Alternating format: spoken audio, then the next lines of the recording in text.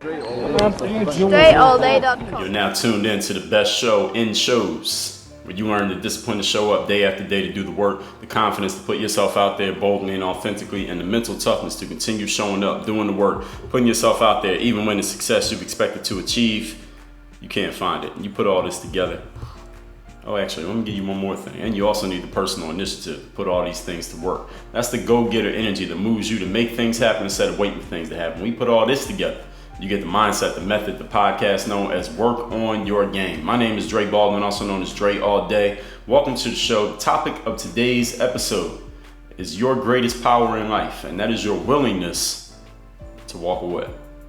Your willingness to say no. Your willingness to turn your back on a situation or an opportunity or what has been presented to you as an opportunity. Your willingness to turn it down. Maybe walk away with nothing when you had a whole lot in your hands to begin with, or a whole lot was offered to you. Your willingness to walk away is the greatest power that you have. And I've also talked about, I'll probably maybe even use the exact same language by saying your willingness to say no, or your ability to say no being your greatest power. But walking away and saying no are the same thing. So you walk away from, let's say someone offers you a business deal and you walk away from it, that's you saying no. Or if you're in a relationship and you walk away from it, that's you saying no more to this relationship. If someone offers you anything, if someone wants you to do something, or you've already been doing something and you decide you're going to walk away from it, you're saying no. So they're the exact same thing. So that's what we're talking about here today, because we already know that what you chase runs away from you. We talked about that before, and we know that what you walk away from chases after you, or run away from, it will chase after you. You have power in life when they are coming after you. Now you can have power when you're going after them too, but you have infinitely more power naturally, just by human instinct, human nature, when they're coming your way. And today's topic is about saying no and being comfortable rejecting anything that you have decided is not for you or is no longer for you. Maybe it was for you yesterday, but it's not for you anymore starting today. And your power, understand, has a direct relationship to how often you're willing to utilize that power of no. All right, as powerful as you can be in life, it is directly related to how often and how easily you're willing to say no and utilize that power. And today is about how to use that power of walking away more often maybe than you have been using it up until this point. Point number one, understanding human nature is we have more respect for those who utilize no than we respect those who seem unable to utilize no. What do you think about that? Have you ever found yourself not able to say no to people and maybe taken advantage of by other people? Not because they were bloodthirsty or they were leeches or they were trying to even be taking advantage type of individuals. They weren't even trying to be that, but a person who, just by nature of us being human beings, a person who has trouble saying no, we're going to take from them whatever they keep allowing us to take, simply because it's human nature. It's just the way that the world works. Okay, someone who's willing to give and give and give, people are going to take and take and take. And someone who decides, I'm not giving anymore, people are going to respect that boundary. They may not respect it at first, they may resist it for a little while, but eventually they're going to come around and say, okay, you know what, I got to respect this because that's the way this person decided to move, and you see that that's how they're going to keep it, that they're not changing, that you're not going to get them to change their mind. We come to respect that because we ain't got a choice. We respect those who utilize no more than it's even possible by nature for us to respect someone who isn't able to. Because whether a person doesn't say no because they aim to please, maybe they're afraid of backlash, maybe they just want to avoid conflict. These are all different reasons why somebody fails to utilize their power of walking away. Whatever the reason is, we can't respect them as much as someone who doesn't have that problem, simply because the person who doesn't have that problem saying no, doesn't have a problem walking away, they create boundaries. They make it clear, these are the boundaries, these are the way things are going to go, this is what I'll accept, this is what I will not accept, and you have to respect it just because they've established it. Even if you think you could, overpower it or fight against it and argue it down if you wanted to, you'll still respect the fact that they have the boundaries more than the person who has none. More than the person who doesn't have a walk away. More than the person who doesn't have a point at which they would say, you know what, absolutely not, no more, I'm not going any further, because they're trying to please everybody, be everyone's friend. They don't want to make conflicts, and they think there will be conflict if they say no. They just don't want the backlash that comes from other people because of their innate fear of a conflict that's going to come. That's the only reason people are afraid of backlash, because of conflict, their fear of conflict. So think about school. When you were in school, or if you're in school, we show a high level of respect to which teachers, which professors got the most respect from us. Usually the ones who didn't take any shit. Usually the ones who didn't let you mess around in class, where you couldn't come late, where you couldn't not be listening, where you couldn't not be paying attention, you couldn't fall asleep and get away with it. We respected those teachers the most because we knew they were willing to say no. They were willing to say no to our bullshit. They were willing to say no to the nonsense. And this is another form of walking away. And the classes that we acted up in were what? The classes of the teachers who let things go. The substitute teachers, the ones who didn't control the class, the ones who didn't establish a baseline. They didn't establish a baseline of boundaries for how things are going to go and how things are not going to go. I remember, I told y'all the story, if you were reading my Daily Game articles back in spring of 2018. I was talking to this meeting planner. She wanted me to come speak at an event up in Canada in the summer of 2018. I spoke to her early in the year, and we had just had a preliminary discussion. This is the event we having. This is what we want you to talk about. This is what we can do. I said, okay. I was interested in it. I said, all right, this is the price. This is how it's going to go. And she said, cool. Get back in touch with me in about a month because I got this thing, all these other things going on, and we'll reconnect in a month, and then we'll do paperwork and all that stuff. And I said, cool, because this is a normal thing that I've had happen before. So I get back in touch with the woman about a month later, and I didn't hear back from her. Some time went by, I tried to reach out again, I didn't hear back from her again. And I just figured, because this has happened before also, that maybe she just changed her mind and she wasn't interested anymore. So I'm not gonna keep trying to contact her. She's just not interested. I moved on and kept doing my business. I heard from this woman like 2 months after the date that we were scheduled to reconvene. Out of the blue, she contacts me and she said, Dre, sorry it's been so long for me to get back to you. The reason why I've taken so long is because we over here, our company that she's speaking for, we're trying to make sense of the investment that we're going to make. If we're going to pay you this much money, we need to make sense and make sure we're getting a good return on our investment. So this is what she said. Instead of what we initially agreed upon in principle, which is you come give this presentation and we pay you this much money, we want you to do 2 presentations for the same amount of money. Now, you don't have to be a mathematician or even know what numbers we're talking about to understand that what she just did was chop my value in half. We had agreed in principle that my presentation was worth X. Now she just said, I want you to do 2 presentations for X, which means 1 presentation is worth half of X. So she was basically telling me, your value is not as high as I initially thought it was, so we're gonna chop that in half, and this is the offer that we're making you. And I told her that she was out of her goddamn mind. I didn't say it in those exact words, but I should have actually. But I told her no, I'm not gonna do it that way. And we went back and forth a little bit on that, and she said, well, we went back and forth, and this woman was kind of a middleman. I mean, she was one of several middlemen in a big company. She's a woman, but you understand what I mean by middleman. She's one of several middlemen in a big company. And the way you know someone's a middleman is when you're having a conversation about money and they say, I had to talk to someone else before I can verify and send paperwork. We got to get sign offs from this person and confirmation from this person. That's when you know you're talking to a middleman, because they can't make a purchasing decision. They can recommend, and they can, send names up and push things up the chain, so to speak. I hate that fucking phrase, but that's how you know you're dealing with a middleman, or a middle person, I guess is the PC. Well, fuck that, I ain't gotta be PC, this is my podcast. You know you're dealing with a middleman when they say that they have to talk to somebody else to approve anything that involves money. It could even be a damn dollar. So anyway, the woman says, I gotta talk to my director or my boss or whatever she said, and I'll get back to you. Cool. A week goes by, and now at the end of that conversation, I had told her, yo, you're not cutting my value in half. If you want me to give 2 presentations, you need to pay me 2X. I'm not doing 2 presentations for X. That's ridiculous. If you want 1, I'll do 1 for X, but you say you don't want that anymore, you want me to do 2? And they were absolutely like, she was set on, we want you to do 2. I said, okay, then the price is 2X. She said, I gotta talk to my boss. I said, okay.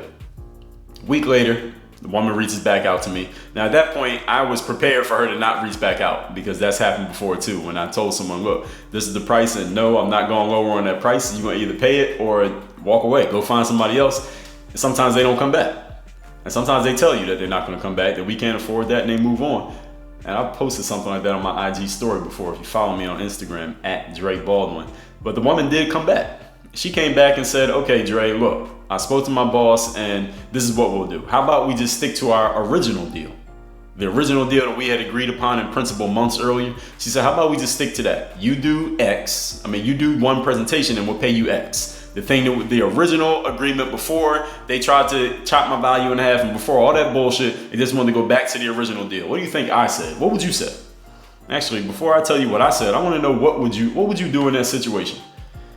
You agreed in principle with somebody that you're going to do a certain amount of work, they're going to pay you a certain amount of money. You agreed in principle, meaning they gave their word, you gave your word. Then they come back to you and say, you know what?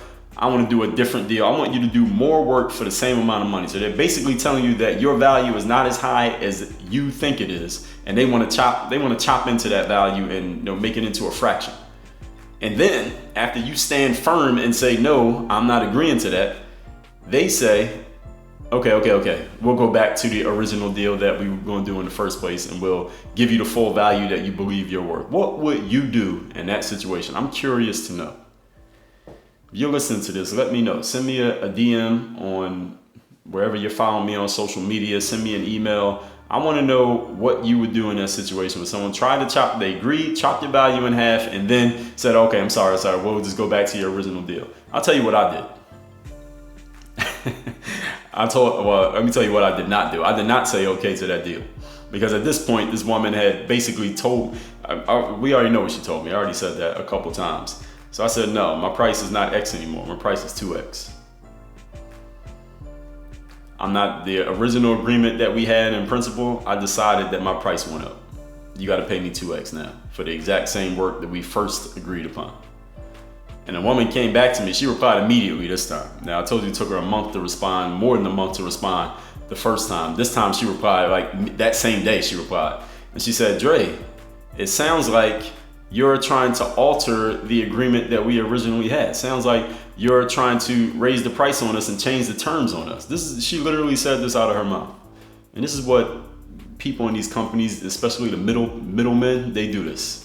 They'll try to make it sound like you're doing them wrong by standing firm on your principles. So it sounds like you're trying to change the terms on us. And I said, oh no, miss, you are the one who changed the principles by trying to chop my value in half. So now, if y'all want to work with me, the price is 2X, or I'm not interested. And I haven't spoken to that woman since. Now I'm telling you all that to tell you this. At some point, you had to decide where you stand. You had to decide where the line is drawn. You know how they say the line in the sand, draw a line in the sand? I don't like saying draw a line in the sand, because any of you ever been to a beach? A line in the sand can be erased very easily. How about a line in the concrete? And I'm not talking about concrete that's already been set. I'm talking about, you ever see concrete that gets laid and is not quite dry yet, and you could like draw your name or something in it? So I'm talking about that kind of line. Drawing a line in concrete that hasn't set in place yet. It's still wet and you could draw anything in it. That's the kind of line I'm talking about. Do you even have lines? You business people, you sales people, you business professionals, anybody. You don't have to be an entrepreneur to do this. Do you have a line as far as how much you'll accept? As far as your salary, as far as what you'll accept for the services and the goods that you offer? Do you offer discounts? Someone just comes to you and says, I'm in distress, I don't have a lot of money, can you give me a discount? Do you do it? What are your principles there? Do you know where your lines are? And all this episode is really for the people who have never thought about having a line, because if you don't have a line, people will walk all over your imaginary lines. Trust me, they will. Just like this woman here, I guarantee she did that to someone before and it worked. So when I didn't do it, I didn't go for it, she was like appalled, she was shocked. That's why she wrote back so quickly. Because she was like, what? You're not going to accept this? Or you're not going to take our money? You're not going to do the deal? You're not going to come do this speaking engagement in front of all these people? I said, hell no, I'm not doing it, because you're not going to disrespect my business. Or she had already did. So I said, okay, you got to pay me double now. Just for you. Now, someone else that come to me originally that day, I would have gave them X as a price. But no, since you want to play games, okay, now the price is 2X. And you can walk away or you can pay the price. She decided to walk away after I initiated the whole walk away thing. As they say, ladies and gentlemen, you stand for something or you fall for anything. Point number 2. And I just mentioned this already. Today's topic is your greatest power being your willingness to walk away. The question here is, point number 2, what are your standards? And this is something I just said, drawing that line in the concrete, not in the sand. A line in the sand will be gone by tomorrow morning. If you don't know where your lines are drawn, you won't have any clear guidelines as to what's acceptable and what's not. Do you even know what you're willing to accept and what you're not? When you walk into a negotiation, and sometimes we're in negotiations and often people don't even realize they're in a negotiation. You're in a negotiation every single day of your life, actually. When your alarm clock goes off, you're in a negotiation. Am I going to get out of bed, or am I going to hit the snooze button and sleep a little bit more? That's a negotiation. Everything you do is a negotiation between yourself and yourself, or between you and other people. So where are your lines as to what's acceptable and what's not? What you'll accept, what you want, what you'll walk away from, and what you're okay to stick around to. Jay-Z had a line in one of his songs. He said, if you owe me $10, you're not giving me $9. Now $9 is pretty close to $10. But Jay-Z said, no, the principle is, if you owe me 10, then you gotta give me 10. I don't even want the 9. I'm not gonna take the 9 and then you owe me $1. No. You gotta bring me all 10 or I don't want any of it. I heard Puff Daddy in an interview. He said, and I've done virtual mentor episodes on both of these individuals, but Puff Daddy in an interview, he said, listen, in business, one of my keys is I gotta be willing to walk away. That's how you become powerful in business. You got to be willing to walk away, because if you're not willing to walk away, then word gets around and reputation spreads that you're a person people can kind of shake you down on your price. So if you say the price is $10, they can shake you down to $7, they can shake you down to $6, $5, $4. Eventually you're doing all the work for free.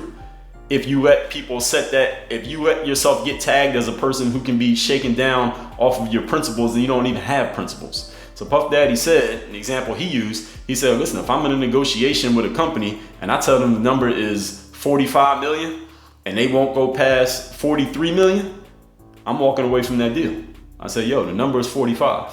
And they say, well, look, we could get up to 43. Say, no, the number is 45. So the question for you is, and some of you could be listening to that. Actually, let's examine that right there. Puffy said 45 million, but the company's offering 43 million. Some of you are listening to that and saying, shit, if somebody offered me 43 million, I say, yo, I'll give you a discount. I'll take 40, right? Here's the thing, people. It's not about the actual dollar amount. It's about your principles, what you're standing on, and demanding your respect in what you do.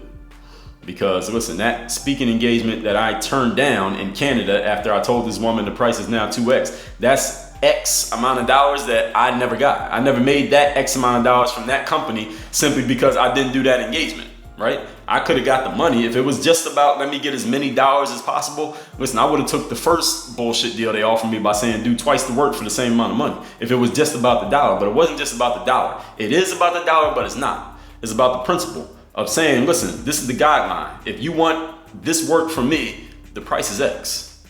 And if you don't have X, then I'm not doing this work. That's the principle.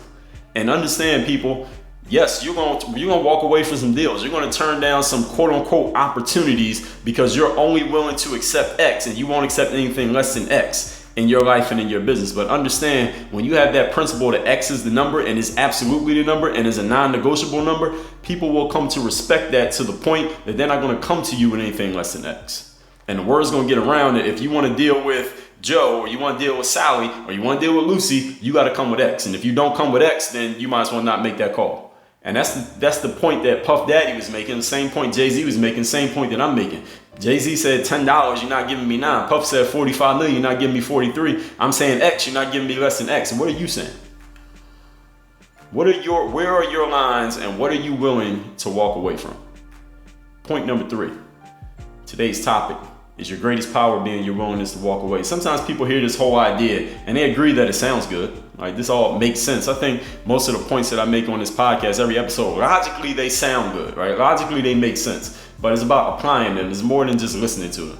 But what happens after that? What happens after you logically agree that these points make sense? Because some of you are thinking to yourselves, I can't just walk away from one thing if I don't have another thing lined up. It's like, what if I was brand new in the speaking business? I'm not brand new, but what if I was brand new and it was that same conversation was happening? And I said, the price is X. And they said, well, we want you to do twice the work for X. And I hadn't made any money yet. Or maybe I needed a couple dollars. Maybe I just needed that money. Maybe I just wanted to get that experience on my resume as a speaker. I didn't have anything else lined up for the particular dates that were being discussed. Can you just walk away from that? You don't have anything else lined up? You don't have any other opportunity? Some people say, no, you don't walk away from that. Some people say, you don't quit your job unless you got another job lined up. You don't walk away from this situation, even if it's mediocre or terrible, until you got another situation lined up. You're not going to say no to some money if you want to make some money, if you ain't got no other money to replace that money. That's what most people say. I won't even say most people, but some people think like that. That logically everything that I'm saying sounds good, that if the number's 45 million, that you walk away from the 43 million. But if you ain't got somebody else offering you the 45, you're not just gonna walk away from the 43, are you? Yes, you are gonna walk away.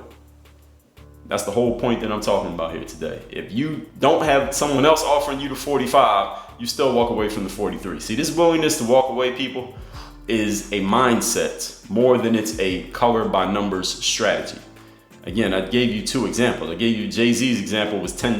Puffy was 45 million. Mine was somewhere in between those two numbers. All right, it's not a color by numbers strategy that if it's this much money is okay, but if it's this much, then it's not. It's not about that.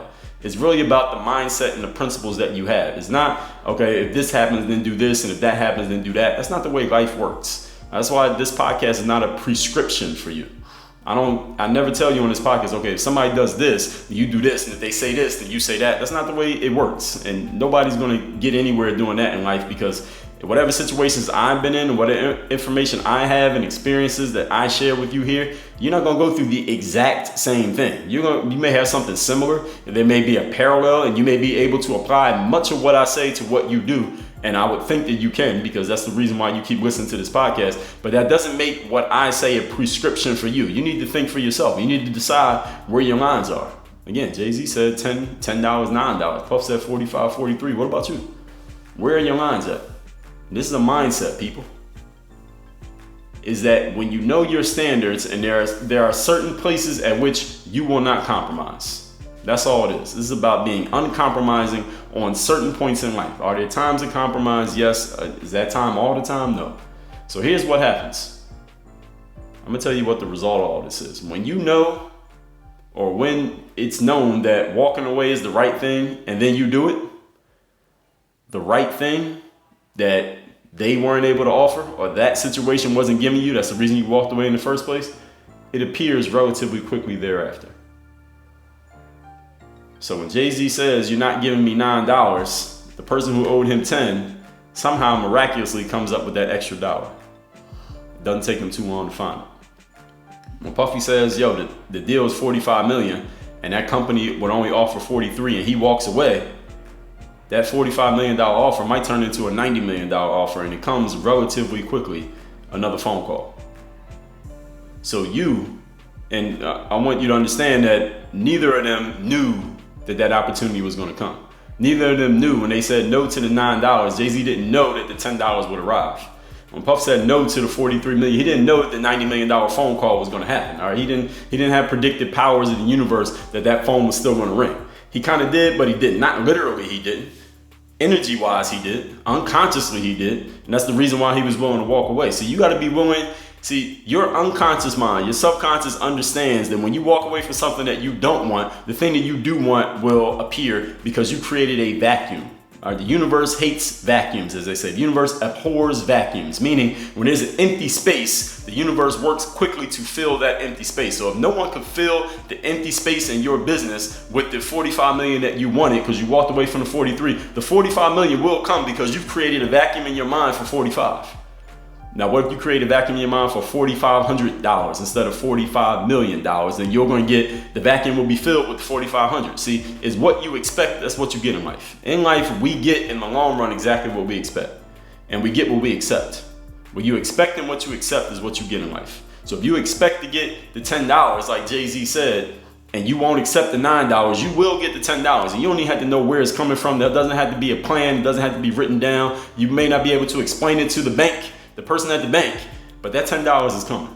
You got to have a belief that it's coming. You got to be willing and able to walk away from the $9, the $8, the $7, and the $6 in order to open yourself up and create the vacuum for the 10. But if you never create the vacuum for the 10, of course you ain't going to get it. Of course, that's why you keep getting 8. That's why you keep getting less than what you want, because you're not willing to walk away from those things. Your willingness to walk away without any solid knowledge that the thing that you want is actually going to appear, that's the power right there. All right, you don't get power through convenience. A few days ago, we did an episode, increased influence equals increased discomfort. All right? You do not accrue power through convenience and everything working the way that you want it to work and everything just working in a straight line. That's not the way it works. You got to be willing to walk away from something having no idea how you're going to come back from it, and then you come back from it. As Dame Dash said, you don't become a champion until you're in a situation where it looks like you completely lost, but you win anyway. You got to trust yourself that that's the way it's going to happen.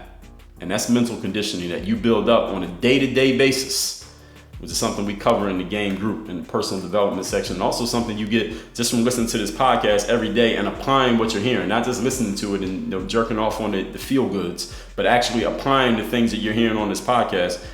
You build up your mind. You condition your mind to be ready for the things that you want, to know what you want, then to be ready for the things that you want, and to say no to the things that you don't want. Are you doing all those things? It's a yes or no question. Today's topic, let's recap. The greatest power is your willingness to walk away. Now, we know that what you chase runs away from you. What you walk away from chases after you. You have power in life when they are coming to you. And today's topic is about saying no and being comfortable rejecting anything that is not for you. Because your power has a direct relationship to how often you're willing to utilize no. So how do you use the walking away power more? Number one, human nature is we respect those who utilize no more than we respect those who can't. Because those people may be aiming to please, they're afraid of backlash, they want to avoid conflict. Listen, a meeting planner, as I told that story, she tried to change the price on me, tried to cut my value in half, and I said, no, now you know what, you got to pay me double if you want to do a deal with me. And I had to walk away from that because you got to stand for something or you fall for anything. Point number two, what are your standards? If you don't know where your lines are drawn, you won't have clear guidelines as to what's acceptable and what's not. Jay-Z said, you owe me $10, you're not giving me $9. Puff Daddy said, if the deal is $45 million, you're not giving me $43. I said, if my price is X, then you're giving me X. And it was somewhere in between $10 and $45 million. You got to be willing to walk away. If they're not willing to give you what you want, the question is, where are your lines drawn? Not in the sand, but in the concrete. Number three, sometimes people hear this whole idea and they agree it sounds good, but what after that? I mean, do you just walk away from one thing without another thing lined up? Yes. You walk away from one thing if it's not the thing that you want, because you know the thing that you want is going to be available to you, and you know that you can't get the thing that you want if your hands are full with a bunch of things that you don't want. That's a great metaphor right there.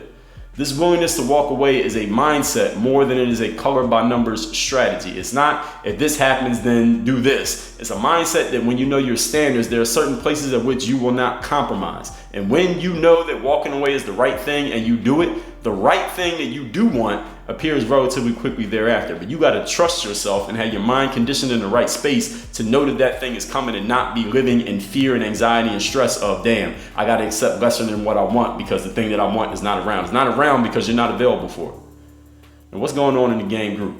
In the personal development section, the mental conditioning. This idea is all about mental conditioning. It's also a business negotiation thing, but that's the second part. That's the strategy part. That's the doing part. The first part we got to get down is the being, because if the being is not right, it doesn't matter what you do, you're not going to get the results. And a lot of business people had this challenge. They tell me, I'm dealing with negotiation and people trying to bargain me on price, and I'm lowering my price because people say they don't have money. You're doing the doing part. You're doing too much doing, and the doing is not even producing the result that you want because you didn't get the being part down right. That's why you got to get the personal development and the business part together. That's why we got to mesh them together. That's why I opened the game group in a way that you can access the business and the personal development together. Of course, we got the forum where I'm answering all questions and addressing all issues. That's at dreallday.com/membership. If you're not a member of the game group, listen, get your shit together. Work on your game. Dre all day.